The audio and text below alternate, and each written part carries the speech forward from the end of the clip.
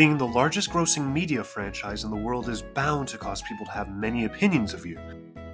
Not the least of which is the fairly negative opinion towards recent games in the Pokemon franchise. And though many of the problems in recent games are quite amusing, like certain bugs, many detract from the experience severely and disappoint players. However, this video isn't meant to point out these flaws. Many other videos have done such to a very good degree. And there are definitely a lot of people who enjoy these games, so calling them necessarily bad may be a bit flawed. However, I think it could be very easily observed the games could have much more time and effort put in, which would improve them drastically. This is very evident when you look at how frequently Pokemon releases games compared to other game series like Legend of Zelda, and how small a team they have relative to most massive gaming studios. It's clear more resources and time could be allocated to the games, yet they aren't suffering from this. Why can Pokemon release games that are so rushed and with so little investment, yet not struggle due to this and actually just thrive? Well, this ends up actually being a very interesting dive into the psychology of human beings and the inner workings of many different industries as a whole. So, get your Pokeballs ready, cause we're about to catch 'em all! just...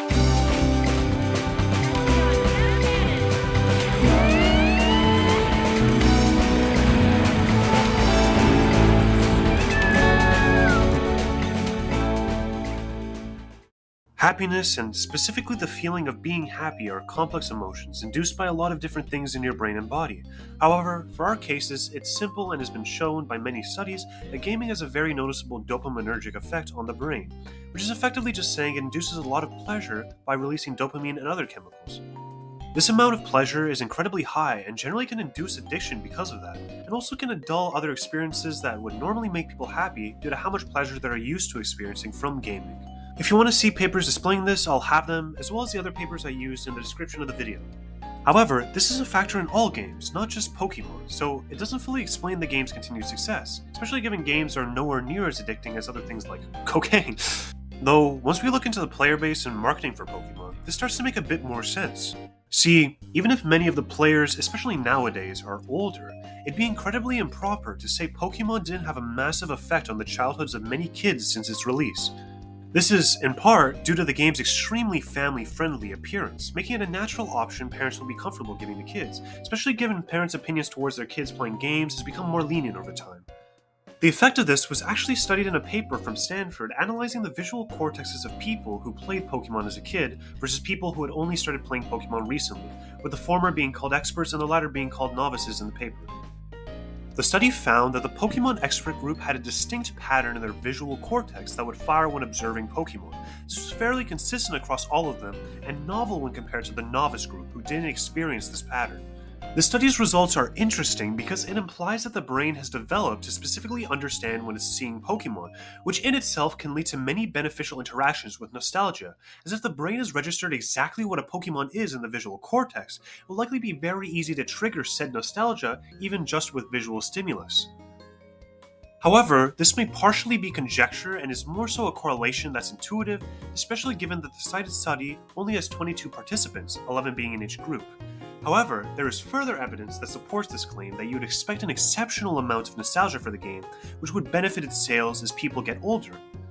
See, the fact that a consistent reaction is formed is quite important due to this uniqueness of Pokemon, since many games, such as something like Valorant, may have identifying characteristics like the characters, but these lack as much novelty to the brain since they're still humans and will lack as much ability to trigger specific memories linked to the game. There's a lot of research into the memory process supporting this claim, as can be observed by this study, which states that novel stimuli, specifically uncommon novel stimuli, which the article defines as things not found in real life, so things like Pokemon, unless I guess you live in Japan, activates the amygdala much more than common stimuli, things you see constantly, so things like your hands, your feet, or common novel stimuli, which would be things that you've experienced for the first time in the situation, but have experienced outside of it before, so things like guns, wildlife, love. Also, just a note, the amygdala is basically just a part of your brain that's very important for emotion processing, as well as aiding in memory formation and the senses. Furthermore, it's been shown that increased amygdala activation also leads to improved memory formation, so overall this would further the idea of Pokemon working as an incredibly effective trigger of nostalgia due to it being an uncommon novel stimuli. One final piece that boosts the enjoyment and thus later nostalgia of the game is the pet role that Pokemon can play. See, a study conducted of German Pokemon players asked them about their perceived enjoyment of the game and found that a sense of belonging in the world really mattered to them. Belonging in the world is affected by many things, one of the most important being purpose in the world. Not only having purpose by being the main character and hero of each game, as is true in many single-player games, but also by feeling a connection emotionally to the Pokemon and a role as a caretaker for them, which is documented in the paper as being pretty impactful. This combined with the dopaminergic release of the game, the amygdala activation, and the strong visual cortex development it induces clearly makes it special in terms of nostalgia, something Game Freak is probably well aware of and may partially explain why they generally focus around marketing for children. It's important, however, to understand just how valuable nostalgia is as a commodity, as in a lot of ways, that is what Pokemon really sells to older fans, nostalgia. See, neurologically at a simple level, nostalgia is a positive, if not a little bittersweet, feeling induced by the mind recalling times in the past when the thinker was happy, or possibly happier than their current state.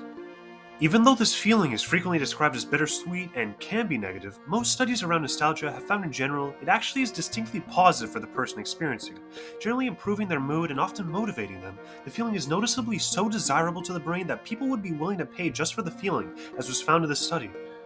Feelings of nostalgia are also induced most effectively by things like sound and smell. Unfortunately though, Pokemon doesn't have the ability yet to add the smell of slacking to the games, and honestly we're probably pretty lucky that's the case, for now. However, music has always had a special place in the games, with incredibly high quality tracks that even among many gameplay issues was quite consistent. Obviously, the quality of music is quite subjective and will vary from person to person, though in the case of nostalgia induction, this doesn't matter as much. See, technically speaking, all that is really needed for the induction of nostalgia is to bring about the memories and feelings of a period in our life. Thus, the music itself could be fairly mediocre, but if that period was filled with incredible happiness, there's a high likelihood we will perceive the music well, and hearing it will bring back those feelings. This means, in a lot of cases, simply having music that is unique enough that listeners can remember it easily will evoke those emotions, and Pokemon's soundscape has for the most part always had very easily identifiable tracks. Whether it be things like Driftvale City,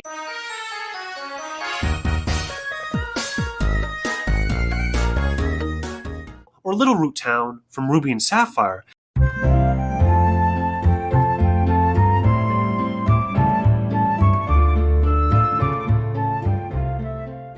these games have always had very unique and pleasant music that works as ambiance but also remains noticeable with everything else going on in the game. The popularity of these tracks is insane, as a simple search on YouTube will indicate, and this works heavily in Game Freak's favor as it keeps Pokemon and its nostalgic value on the mind of potential customers. Furthermore, as we saw in the prior study, it supported that frequent stimulus as a child of something like Pokemon modifies the development of the visual cortex, which should make the brain much more accustomed to and ready to link memories of Pokemon to the visuals, allowing for the simple act of seeing Pokemon to induce these feelings quite easily. This all leads to players who have this nostalgic association with Pokemon to desire playing the games and interacting with the medium, if only just to induce that feeling of nostalgia, which will be inherent in the game as long as they remember to include Pokemon. Thus we observe, it's not so much one singular factor making the games incredibly nostalgic, but a multitude of them, which allows Pokemon to slack on quality as long as they provide nostalgia value. However, I've mostly focused on nostalgia's effect, which not all players obviously are going to have. Though the point on uniqueness we discussed earlier helps a lot with non-nostalgic customers. Let me explain.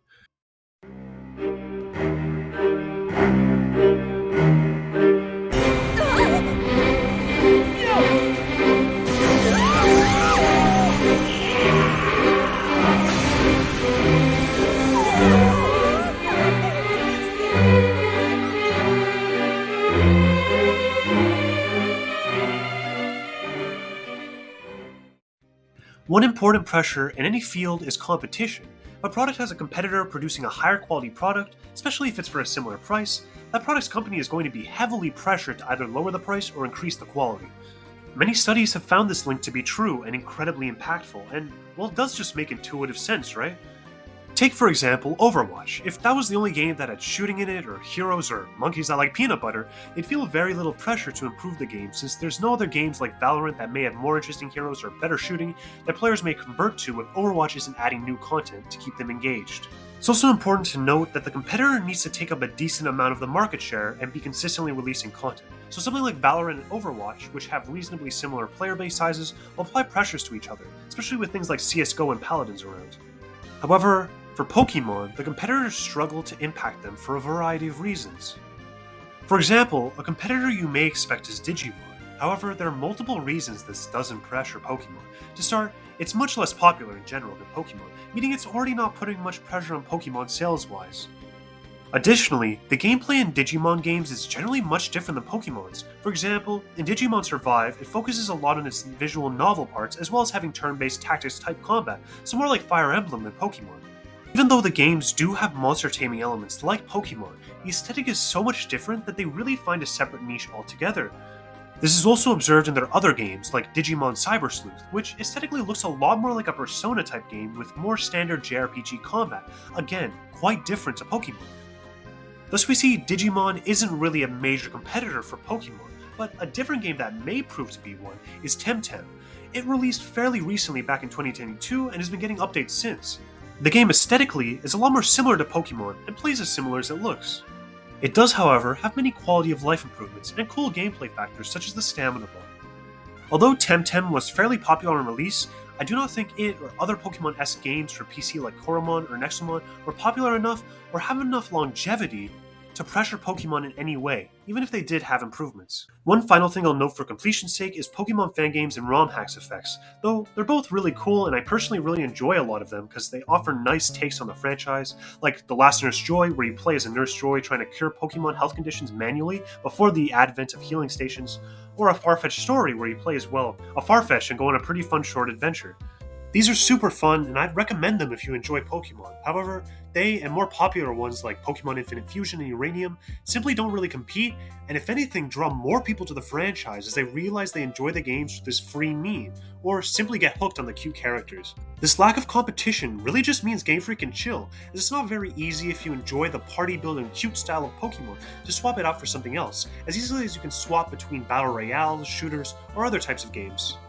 This affects all people, but most notably people who have nostalgia for the designs, as it only further cements them in Pokemon, as the other game's designs shouldn't come close to triggering the same nostalgia for most people. Finally, we have two things of note to mention. First being the fact Pokemon is always released on Nintendo game consoles exclusively. Because Nintendo frequently makes new, very high quality consoles like the Switch that are incredibly popular, every game on the platform benefits, especially long-running franchises, since fans of it will be hyped to see what new things they manage to do with the technology. This can be observed quite clearly in the sales of games near the new console releases. And our final note is quite important, honestly. Pokemon did originate as a game in the 90s, however, the majority of their income comes from merchandise sales nowadays, so realistically, even if the games were to die out completely, the company would still retain a lot of its earnings. Obviously, the company wouldn't want this, as the games provide money and also help to sell their merchandise, but overall, there really isn't a fire underneath them to maintain the series if it's not what's fundamentally keeping them afloat, especially since merchandise has less costs associated naturally. This also would explain why they would want to release games so frequently, new mainline game, new Pokemon to make plushies of and sell.